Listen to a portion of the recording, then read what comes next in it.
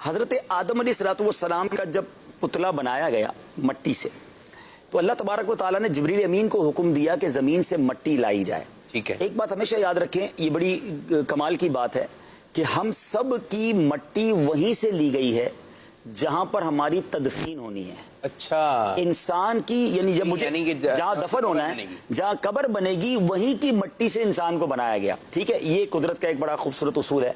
तो अब इसमें एक इश्क वाली बात बताऊं कि सुभान अल्लाह, हजरत अबू बकर सिद्दीक रदी अल्लाह तआला और हजरत उमर फारूक की किस्मत देखें कि इनकी मट्टी वहीं से ली गई जहां से नबी पाक अलैहिस्सलाम की सुभान अल्लाह, सुभान अल्लाह। यानी ये तीनों एक ही मट्टी से गोया इनकी वो तख्लीक जो है वही, और वहीं उनकी तदफीन हो गई नबी पाक के साथ।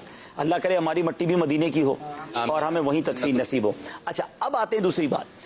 लेकिन जब हजरत आदम अलैहिस्सलाम की मट्टी लेने के लिए जिब्रील अमीन आए ना दुनिया में, तो उन्होंने जब मट्टी के लिए एक मुट्ठी उठाई तो पूरी जमीन की जो जमीन की ऊपरी परत थी, ऊपरी लेयर थी मट्टी की, वो रोल होके समझ ले उनके हाथ में आ गई।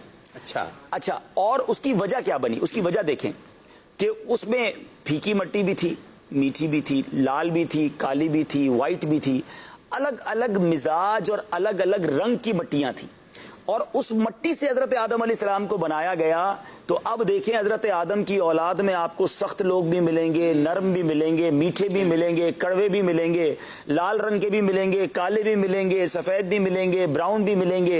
हर किस्म के लोग दुनिया में हैं, लेकिन सब हजरत आदम की औलाद से हैं, क्योंकि उनकी तख्लीक में ये सारे कलर्स की मट्टियां जो है ये शामिल हुई। अफ्रीका की मट्टी भी शामिल हुई, यूं समझ ले, यूरोप की भी शामिल हुई, पाको हिंद की, एशिया की भी हुई, ताकि हर तरह की औलाद आदम हुई।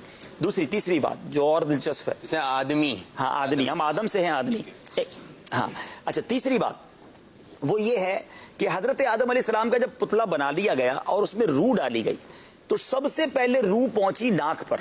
अच्छा, सर की जानिब से रूह दाखिल हुई, तो नाक पर जब पहुंची तो आपको आई छींक, और जैसे ही जबान पर रूह आई, यानी नाक के बाद जबान बोलने के काबिल हुई, तो पहला लफ्ज जो आपकी जबान से निकला वो अल्हम्दुलिल्लाह निकला। सुभान अल्लाह। छींकने के बाद जो हम अल्हम्दुलिल्लाह कहते हैं, हजरत आदम का पहला अमल इस दुनिया में छींक था, और आपने पहला जुमला जो कहा वो कहा अल्हम्दुलिल्लाह। और कमाल देखें, जब कोई अल्हम्दुलिल्लाह कहता है तो हम क्या कहते हैं जवाब में? यरहमुकल्लाह। लेकिन हजरत आदम अलैहिस्सलाम ने जब अल्हम्दुलिल्लाह कहा तो उस वक्त जवाब देने वाला तो कोई नहीं था, तो अल्लाह तबारक व तआला ने यरहमुकल्लाह। सुभान अल्लाह, सुभान अल्लाह। ठीक है। अच्छा, फिर हजरत आदम अलैहिस्सलाम का जब पुतला बन गया ना, तो शैतान को जब पता चला कि अल्लाह ताला ने अपना खलीफा बनाया और अब इसको जमीन पर भेजा जाएगा और इसको ये ताज़ीम दी जाएगी, तो नफरत में शैतान ने उस पुतले पर थूक दिया। अच्छा, अब ये जो अब मजे की बात आपको बताऊं, ये हमारे पेट पर जो नाफ बनी हुई है ना, ये नाफ पहले नहीं थी। हजरत आदम अलैहिस्सलाम के जिस्म पर नाफ नहीं थी, नाफ मुबारक नहीं थी। शैतान ने जिस जगह थूका, उस जगह पर जिब्रील अमीन ने उस मिट्टी को निकाल दिया।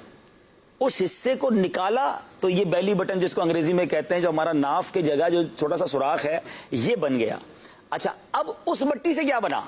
तफसीर रूहुल बयान में ये है कि उस मट्टी से कुत्ता बनाया गया। अच्छा, उस जो छोटा सा पीस ऑफ द सैंड था, उससे बनाया गया कुत्ता, मिट्टी से बना। अब जरा सुने तो सही। अब कुत्ते में 3 आदतें हैं, वो इंसान का दोस्त भी बन जाता है, ये बात भी, इंसान को काटता भी है, ये भी है, और सारी रात जागता भी है। ठीक है, उलमा ने इसकी तीनों की वजह बताई। ये काटता इसलिए है कि शैतान के थूक इसमें शामिल है। अच्छा। ये इंसान का दोस्त इसलिए जल्दी बन जाता है, करीब इसलिए आ जाता है कि इसमें हजरत आदम वाली मट्टी भी है, और ये सारी रात जागता है इसलिए कि जिब्रील अमीन के हाथ लगे हैं। सुभान अल्लाह। तो ये वो बातें हैं जो ये समझिए वाकया तो अंबिया का ही है, लेकिन शायद ये बातें न्यू होंगी हमारे नाजरीन के लिए, इंटरेस्टिंग भी हैं, और ये मालूमात किताबों में पढ़ें तो मिलती हैं।